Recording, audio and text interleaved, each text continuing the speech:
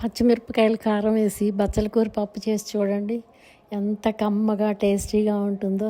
ఆ ఫ్లేవరే డిఫరెంట్గా ఉంటుందండి. మీరు రెగ్యులర్గా అలాగే చేస్తారు. కాకపోతే అన్ని పప్పుల్లో పచ్చిమిరపకాయ కారం బాగోదు, కొన్నిట్లో మాత్రమే బాగుంటుంది. అందులో ఈ బచ్చల కూర పప్పు ఒకటే అండి. ఆలస్యం ఎందుకు, వీడియోలోకి వెళ్ళిపోదాం.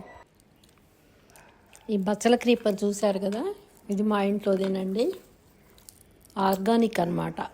చక్కగా ఫ్రెష్గా చూడండి, లీవ్స్ ఎంత పెద్ద పెద్దగా ఉన్నాయో. దీన్ని మల్బార్ స్పినాచ్ అని కూడా అంటారంటండి. దీనిలో చాలా ఐరన్ ఉందంటండి, తర్వాత కాల్షియం ఉందంటండి. ఇది ఫైబర్ కూడా రిచ్ కదా, ఫైబర్ ఉంటే కాన్స్టిపేషన్ ఉండదు, డయాబెటిక్ వాళ్ళకు కూడా మంచిదంటండి. షుగర్ కూడా కంట్రోల్లో ఉంటుందంట. మనకు అందుబాటులో ఉన్న ఈ బచ్చల కూర పప్పు ఇలా చేసుకొని చూడండి. ఈసారి పచ్చిమిరపకాయ కారం వేసి అద్భుతంగా ఉంటుందన్నమాట. పిల్లలు కూడా పెద్దోళ్ళు అందరూ ఇష్టంగా తింటారు. కొంచెం నెయ్యి వేసుకొని తింటే పప్పులో బాగుంటుంది, రోటీలో బాగుంటుంది, కిన్వా ఓట్స్ లాంటి దానిలో కూడా చాలా చాలా బాగుంటుంది. ఆ ఫ్లేవరే డిఫరెంట్గా ఉంటుందండి. పచ్చిమిరపకాయ కారం వేసిన ఫ్లేవరే. ఇందులో నేను కొంత బచ్చల కూర కోసేసానండి. కోసి శుభ్రంగా కడిగేసి పక్కన పెట్టుకున్నాను నేను. అలాగే ఒక 12 పచ్చిమిరపకాయలు తీసుకున్నానండి. పచ్చిమిరపకాయ కారం అన్నాను కదా, 2 పెద్ద సైజు ఉల్లిపాయలు తీసుకున్నాను. ఒక పెద్ద సైజు నిమ్మకాయ, అంత సైజు నిమ్మకాయ కంటే కొంచెం ఎక్కువే ఉంటుందండి ఇది. చింతపండు తీసుకున్నాను అనమాట. ఈ చింతపండు కొంచెం వేడి నీళ్ళల్లో వేసి నానబెట్టుకున్నాను. 2 కప్పులు తీసుకున్నాను కందిపప్పు. 2 కప్పులు కందిపప్పు తీసుకొని వాటిని కూడా శుభ్రంగా కడిగేసి నీళ్లు పోసి కుక్కర్లో నానబెట్టేసుకున్నాను. ఒక 10 నిమిషాలు నానితే బాగుంటుందండి. నీళ్ళు పోసాక 1 స్పూను నెయ్యి వేసానండి. నేను డైరెక్ట్గా విజిల్ వచ్చేలాగా ముందు మూత పెట్టను, కుక్కర్ మూత. ఒక పావు వంతన్న పప్పు ఉడికేలాగా స్టవ్ మీద పెట్టేస్తాను. లో ఫ్లేమ్లో పెట్టేసి ఉడికిస్తాను. ఇప్పుడు ఈ పచ్చిమిరపకాయలు 12 పచ్చిమిరపకాయలు, ఒక 4-5 వెల్లుల్లి రెబ్బలు వేసేసి ఇలా కోర్స్గా గ్రైండ్ చేసుకున్నాను. మరీ మెత్తగా ఉండకూడదు, మరీ కోర్స్గా ఉండకూడదు, అలా చేసుకున్నాను. ఇప్పుడు ఒక పావంతు కందిపప్పు ఉడికిపోయాక ముందుగా ఉల్లిపాయలు కట్ చేసి పెట్టుకున్న ఉల్లిపాయలు వేసేసుకోవాలి. ఉల్లిపాయలతో పాటు బచ్చల కూర కూడా వేసాక మనం గ్రైండ్ చేసి పెట్టుకున్నాం కదా, అది పచ్చిమిరపకాయ కారం.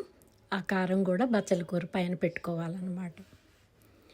కలపకూడదండి, అన్నీ పైనే పెట్టుకోవాలి. అలా నేను చూపించిన విధంగా అలా పైన పెట్టుకున్నాక దీని మీద టేస్ట్కి సరిపడా సాల్ట్, చింతపండు కూడా పెట్టేసుకోవాలి. నానబెట్టిన చింతపండు కూడా పెట్టేసి టేస్ట్కి సరిపడా సాల్ట్, పసుపు వేసేసి ఇప్పుడు కుక్కర్ మూత పెట్టేసి ఒక 3-4 విజిల్స్ ఇవ్వాలి. ఎందుకంటే ఇది చిన్న కుక్కర్ కదా, అందుకని 3-4 విజిల్స్ అయితే 4 విజిల్స్ అయితే సరిపోతుంది. చాలా మెత్తగా అయిపోతుంది. మనం ఏమీ పప్పు గుత్తితోటి మెదపక్కర్లేదు, గరిటెతోటి అలా అంటే చాలు, చక్కగా ఉడికిపోతుంది అనమాట. కొంతమంది కారం వేస్తే పప్పు ఉడకదు అంటారు కదా, అలా ఏం కాదండి. చూడండి ఎలా ఉడికిపోయిందో. కమ్మటి వాసన వస్తుంది ఉడికేటప్పుడు కూడా పప్పు. ఈ పప్పుకి ఇప్పుడు ఒక 2 నిమిషాలు అలా ఉడికించేసాక మనం తాలింపు పెట్టుకోవాలి. తాలింపు కోసం ఆ చిన్న కడాయి తీసుకున్నాను.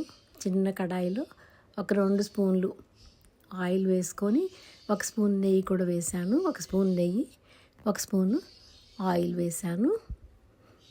ఈ ఆయిల్ నెయ్యి వేడెక్కాక మనం తాలింపు యాజ్ యూజువల్ అనమాట, తాలింపు గింజలు వేసుకొని తాలింపు పెట్టుకుంటే పప్పు ఆహా మంచి వాసన వస్తుంది. ఇప్పుడు చూడండి ఆయిల్ కరిగిపోయింది. ముందుగా ఆవాలు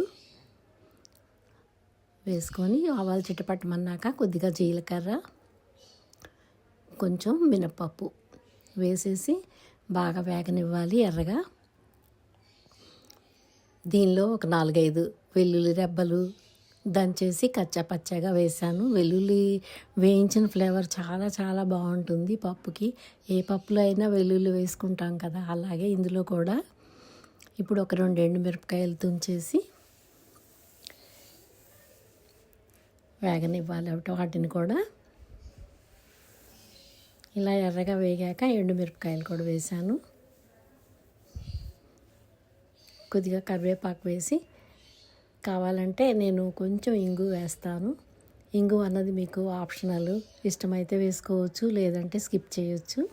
ఇప్పుడు కొంచెం కరివేపాకు వేసేసి ఆ ఉడికించిన పప్పులో కలుపుకుంటే పప్పు రెడీ అయిపోతుంది. అంతేనండి, చాలా సింపుల్గా ఈజీగా చేసుకోవచ్చు. కాకపోతే కొన్ని ఆకుకూరలకు మాత్రమే మనం పచ్చిమిరపకాయ కారం రుచిగా అనిపిస్తుంది, అన్నిటికీ బాగోదు. చూడండి, తాలింపు కూడా అయిపోయింది, పప్పు రెడీ అయిపోయింది. నేనైతే కిన్వా చేసుకున్నానండి, పెసరపప్పు కిన్వా చేసుకున్నాను.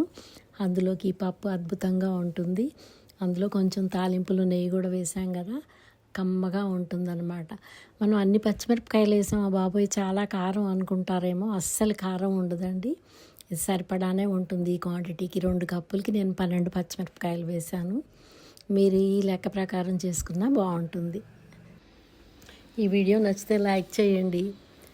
ఈ పప్పు ఇలా పచ్చిమిరపకాయ కారం వేసి మీరు కూడా ట్రై చేసి ఎలా వచ్చిందో కామెంట్స్ పెట్టండి. హెల్తీ రెసిపీస్ అసలు మనం మిస్ అవ్వకూడదు కదండి. పప్పు చాలా హెల్తీ, ఆకుకూరలు అంతకంటే హెల్తీ కదా. నా ఛానల్ ఎవరైనా సబ్స్క్రైబ్ చేసుకునే వాళ్ళు ఉంటే దయచేసి సబ్స్క్రైబ్ చేసుకోండి. మీ ఫ్రెండ్స్కి, ఫ్యామిలీ మెంబర్స్కి ఫార్వర్డ్ చేయండి. లైక్ చేయటం మాత్రం అస్సలు మర్చిపోవద్దండి. బాయ్.